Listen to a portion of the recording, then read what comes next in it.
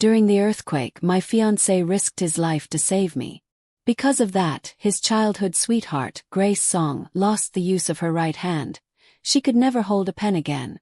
After that incident, he gave most of his salary to her and even brought her mother into our home, insisting that I help take care of her. From the constant caregiving, I became physically worn out, and by my early 40s, my hair had turned completely gray. One day, I accidentally walked in on Grace nestled in my husband Jason Liu's arms as they confessed their love to each other. Furious, I lashed out and struck Grace, but her biological son, my own son Peter, shoved me down the stairs in a fit of rage. I cracked my skull, blood spilled everywhere, and I died instantly. The next time I opened my eyes, I was back, 25 years earlier on the day of the earthquake. This time I chose not to call out for help. In the year 2000, just like always, I had taken care of my husband's paralyzed mother and Grace's mother. I went out to buy the beef my mother-in-law wanted, dragging my exhausted, numb body home. As I passed the stairwell, I heard a man and a woman speaking in an intimate tone. Something compelled me to walk closer. "Jason, when are you finally going to divorce her? Be patient, baby. I can't leave her yet." "Why not? Who else would take care of your mom and mine?" It was like a thunderbolt. The voices belonged to my husband, Jason Liu, and his childhood sweetheart, Grace Song. They were wrapped in each other's arms, their gazes tender and full of affection. They looked so wronged, as if my presence in their lives was some burden that forced them to sneak around like this. Because I was the one caring for their elderly mothers, they felt justified in having an affair. Blinded by rage, I kicked the stairwell door open and hurled everything I was carrying at Jason. "Jason Liu, Grace Song, you two are shameless. Emily Shen, what the hell are you doing?" Jason shouted, immediately shielding Grace behind him as if I were the threat. He stood across from me like we were enemies. Grace stepped forward, her face twisted in fake pity. "Emily, it was you who called out for Jason during the earthquake. He's only been taking care of me and loving me out of guilt." I slapped her, hard across the face. "Emily Shen," Jason barked, pulling Grace into his arms protectively.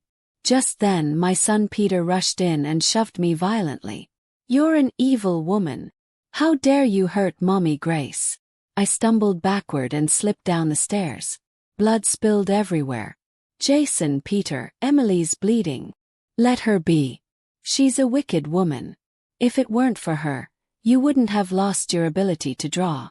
She owed you a lifetime. She deserves to die. All she ever did was take care of Grandma and Granny's Song, and she acts like she's carrying the weight of the world." Grace smirked, flexing her agile right hand in front of me, mocking me. "My husband, my son. They both stood by the side of the mistress who ruined me. They looked down at me as I lay dying, so high and mighty. I hated them. I hated them all. Then I opened my eyes again. I was back, 25 years ago. The day of the earthquake. I shot up in the rubble. It was 1975. I had been reborn. Grace. Grace. Jason's panicked voice rang out, just like in my past life. She was the one he had tried to save. But this time, an overwhelming instinct for survival made me stay silent. Jason Liu, head of the steel plant's equipment division, was leading a team to search for survivors. "There's someone over here," he shouted. He only stayed for less than a minute, yet the injury Grace suffered that day was pinned on me for the rest of my life. This time I pressed my hands tightly over my mouth and stayed quiet. Soon Jason and his team left. I waited quietly for someone else to come. Besides the steel plant crew, a unit led by Du Jun was also involved in the rescue. Half an hour later, another voice echoed through the ruins. "Is anyone there? Anyone? Help! Help!" I shouted at the top of my lungs. "Don't be afraid," a warm and powerful voice replied. I finally exhaled in relief. Rescue had come. Light began to break through the darkness around me, and I let myself collapse into unconsciousness. When I came to again, I was greeted by the same old scolding. "Emily Shen, Grace is traumatized and needs to be hospitalized. Give her your bed, sis, Grace said with fake sweetness. With so many injured people, isn't it a bit selfish to hog a hospital bed all for yourself? One was angry, the other manipulative. Emily, go make something nice for Grace to eat, they demanded. She needs better nutrition. Someone said it. Others nodded. I replied coldly. I'm not Grace's mother. Emily Shen, how dare you insult Grace? Jason exploded with rage. Oh, I insulted your mother. I sneered, grabbing the glass on my bedside table and flinging it hard at his nauseating face. I'm not her mother, and I'm definitely not yours. So what are you both doing here, pretending to be some kind of filial saints at my bedside? What has the food at the steel plant turned your brains into pig slop? Get lost. If I see either of you again, I swear I'll beat the life out of you, you cheating bastards. After yelling at them, I felt as if 2 lifetimes' worth of pent-up rage had finally begun to dissolve. I collapsed back into bed, dizzy and breathless. 3 days later, I was transferred back to the temporary shelter. When Jason saw me, his face was cold as ever. Come with me. Grace's mother needs help. Grace is dead. What does her mother have to do with me? I crossed my arms, glaring at him with indifference. Emily, Jason snapped. Her father once saved your life and you're my fiancé. Taking care of Grace and her mother is your responsibility. He looked at me with that familiar arrogant expression. I'm calling off the engagement, I said.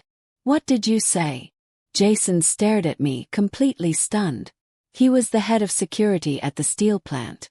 I was just a country girl living in his family's house. Our engagement had been arranged by our grandfathers. His mother had always been against it, but Jason's father before his death had made them promise to honor the agreement. That was the only reason I was ever brought into their home. In that household I did all the chores, endured his mother's constant verbal abuse. And still I fell in love with Jason at first sight. For him, I bore every injustice, thinking that if I worked hard enough, his mother would eventually accept me. But even up to the moment I died in her eyes, I was still just a burden from the countryside. Say that again, Emily Shen, Jason demanded. I looked him square in the eye and spoke each word with clarity and resolve. I'm calling off the engagement. Jason let out a hollow laugh. So now you want to challenge me? Fine. If you've got the guts, leave. Without another word, I calmly packed my things, grabbed my bag and turned to walk away. If you walk out of that gate, our engagement is officially over, he barked. Don't ever think you can come back and be a city woman again. You're the one ending it, I said. Don't you dare shift the blame onto me. I stopped in my tracks. Seeing me pause, Jason smirked. Changed your mind. If you know what's good for you, behave. Give me the engagement certificate, I said, extending my hand. What did you say? His eyes narrowed. I said, give me the engagement certificate. Or what? Can't bear to lose your free housemaid, Chief Lu. I mocked him coldly. His face turned red with fury. You really think you're something special? Just wait. I said nothing. Jason stormed off and came back with the engagement contract. I took it from him and, right in front of his face, tore it into pieces. Goodbye, Chief Lu, don't ever let me see your face again. Jason stood frozen, staring at the tightly shut door. For some reason, his chest felt hollow, as if something inside had gone missing. At that time, the entire city was still in ruins, but I walked forward, determined. I made my way to the school auditorium, which had been converted into a temporary medical station.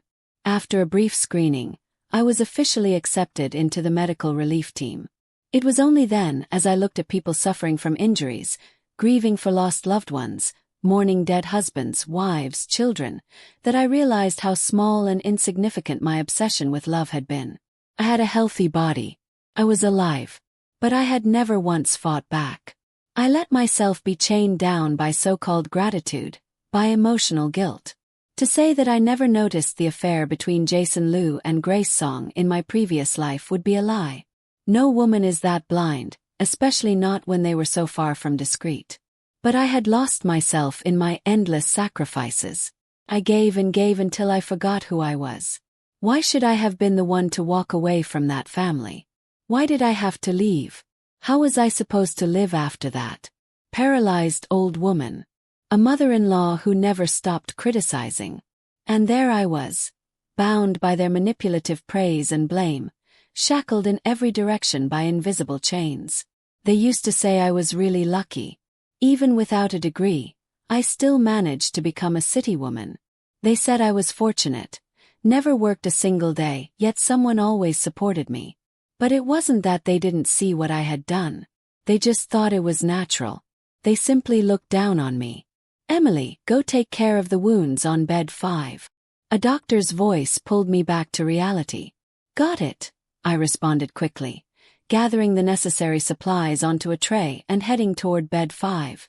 Hello there, I'm here to treat your wounds, I said, setting the tray down and putting on gloves. It's you, the patient in bed 5 said with a smile.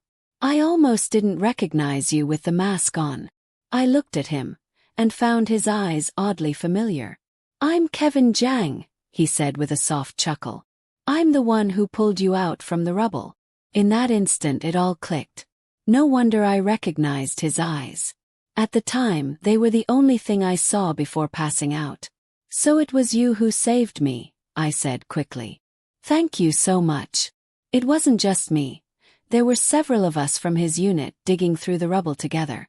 He just happened to be the one closest when they found me, so he was the one who carried me out. He said it so modestly, like it was nothing at all.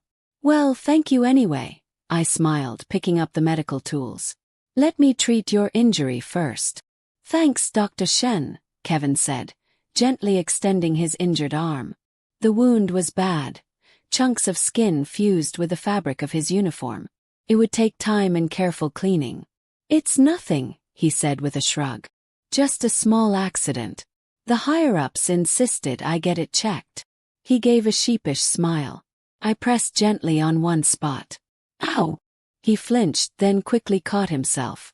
Okay, my bad. He laughed, immediately settling back down. He knew better than to argue with a medic at work. I've made a herbal painkiller myself, I said quietly. It's not from the hospital, but it's safe. My father found the formula in an old medical text, and we tested it thoroughly. Want to try it? His eyes lit up. Absolutely. I lowered my voice. It's a family recipe. My lips are sealed, he replied with a playful grin. As we exchanged glances, I realized this young soldier was actually quite endearing, kind, respectful, and easy to talk to, with a quiet cheerfulness that felt genuine. I reached into my pocket for the medicine, but before I could pull it out, a sudden force yanked me backward. I stumbled several steps, and the tray clattered to the floor with a loud crash. Emily Shen. So this is why you're not at home taking care of the elders, because you're out here seducing men. It was Jason Liu, seething with anger, glaring at me like he'd just caught me in the act of something shameful. I burst out laughing, not from amusement but from sheer, burning rage.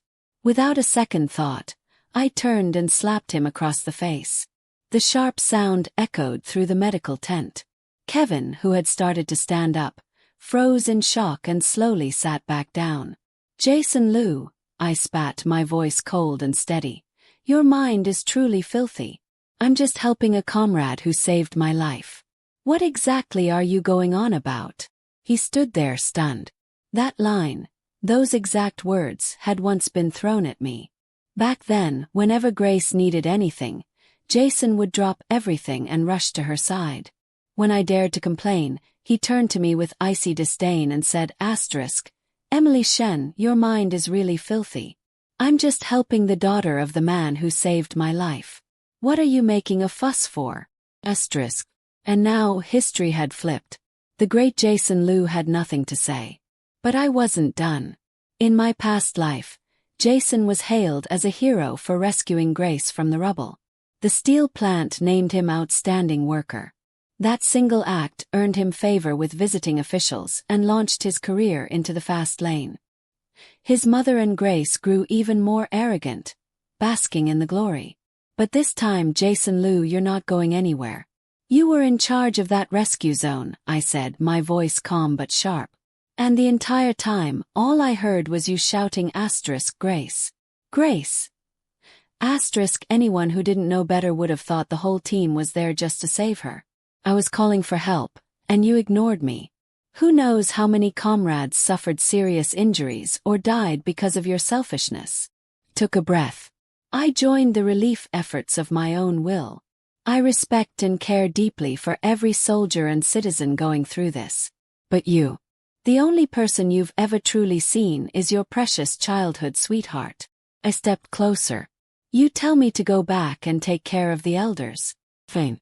But that old woman is Grace Song's biological mother. I've already given you two shameless lovers everything you could have asked for. If you want to play the doting husband, go ahead. But don't drag your former fiancé into your dirty mess. I pointed toward the tent flap. Now get out. You're in the way of treating the wounded. And if this soldier suffers so much as a scratch because of you, it'll be on your head. I stared at him, ice in my voice. Jason swallowed hard, his face turning crimson, his mind clearly racing. Emily, what nonsense are you spouting? He finally stammered. I turned to Kevin. Comrade Zhang, if you've had enough of this circus, have your teammates throw this trash out. Kevin let out a light cough. He'd been watching the drama unfold a little too intently. Then, without hesitation, he called out, Li Gang Wong Chuang, what are you two waiting for? Drag this guy out. Two soldiers with lighter injuries stepped forward, grabbed Jason by the arms, and hauled him out of the medical tent without another word. As he was being dragged away, Jason suddenly shouted, Emily Shen, if you come home with me now and take care of Grace's mom, I'll marry you immediately. His eyes locked onto mine, desperate, demanding. I didn't shout. I didn't move. I just looked at him and said two quiet words. You idiot. He froze like he'd been struck by lightning. He'd never imagined that the girl who once worshipped him, who endured every humiliation for his sake, would ever look at him like this. I calmly replaced my tools and returned to Kevin's bedside. This time he was exceptionally cooperative, quiet, respectful, and somehow even more kind. From that day on, everyone at the medical station knew about the tangled mess between me, Jason Liu, and Grace Song. The city only had a handful of temporary relief sites, and this one happened to be full of Jason's neighbors. Once word spread that I'd slapped him and had him thrown out, people who had long disapproved of his affair began talking. They told others what they'd seen. How Grace constantly clung to Jason, how she provoked me, how Jason treated me with cold indifference, protecting only Grace while forcing me to cook, clean, and serve their entire family. Slowly, the whispers turned into outrage. Within days, Grace Song had become synonymous with shameless woman, and Jason Liu had officially earned the title of scumbag. One of the patients I treated turned out to be the elderly mother of the steel plant's director. 3 days later, Kevin was discharged. I walked him out personally. I knew part of why the story had spread so quickly was because of him. His injuries were mostly in the arm. His legs were fine, so he'd been moving around, visiting his buddies, retelling the story of how I tore Jason apart again and again. Thank you, Dr. Shen, he said. No, I replied. It's me who should thank you. We smiled at each other. No more words were needed. Goodbye. Take care. He walked a few steps, then suddenly turned back. Dr. Shen, what are your plans for the future? Once the relief center shuts down. I didn't hesitate. I plan to return to my hometown and take care of my grandmother.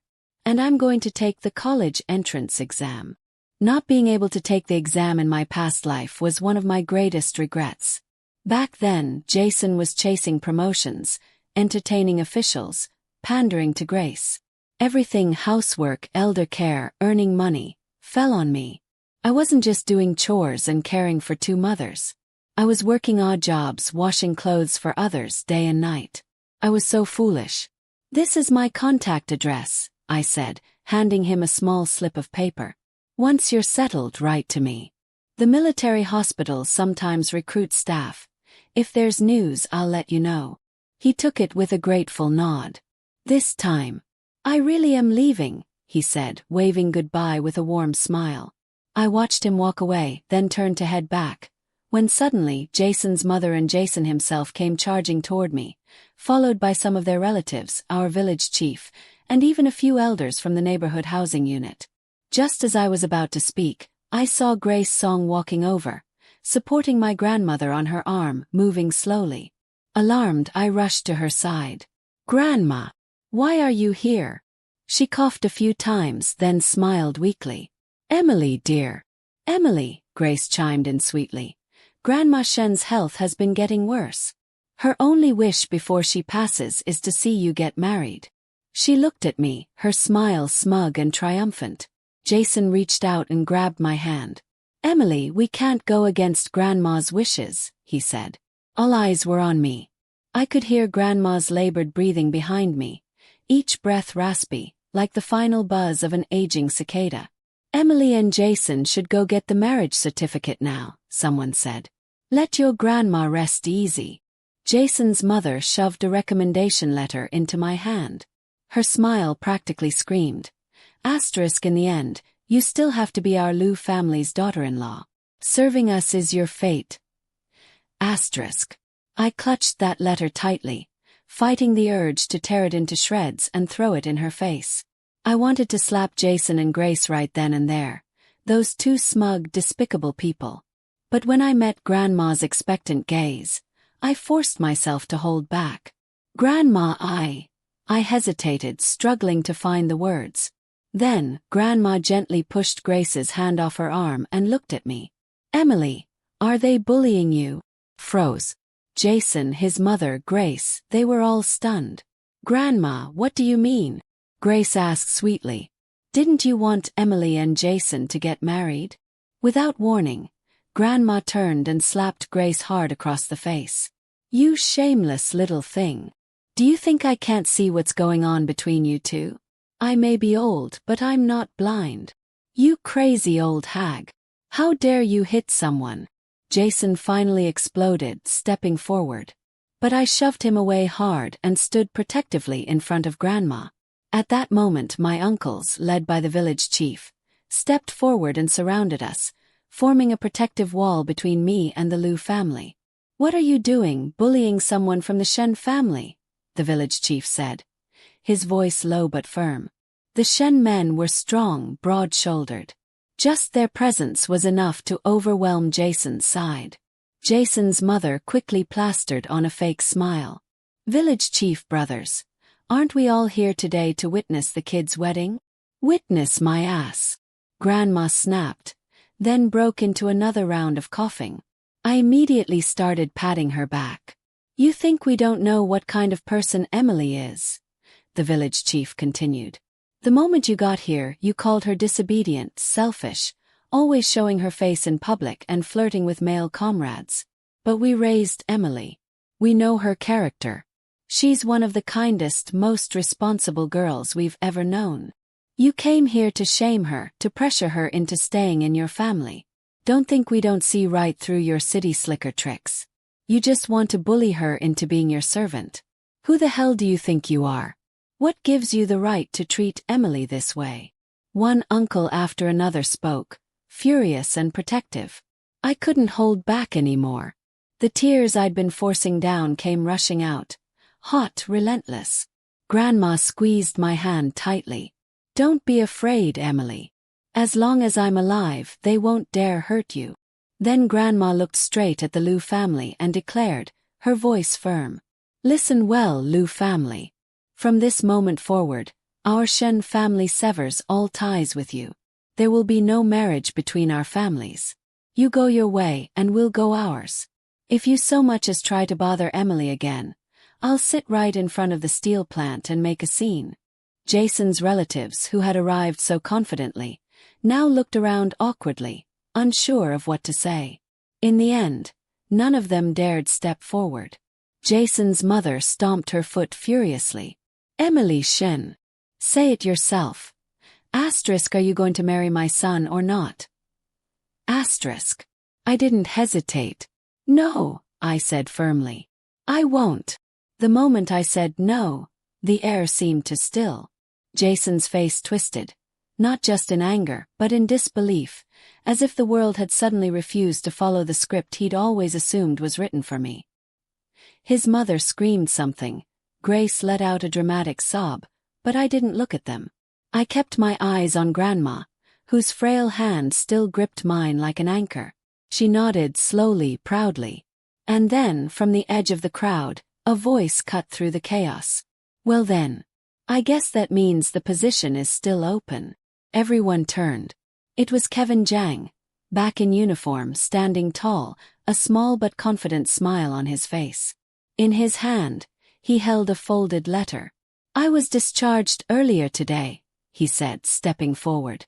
But I couldn't leave without delivering this. It's from the Military Medical Academy. They're reopening admissions for survivors with field experience. And they've accepted you, Dr. Shen. I stared at him, stunned.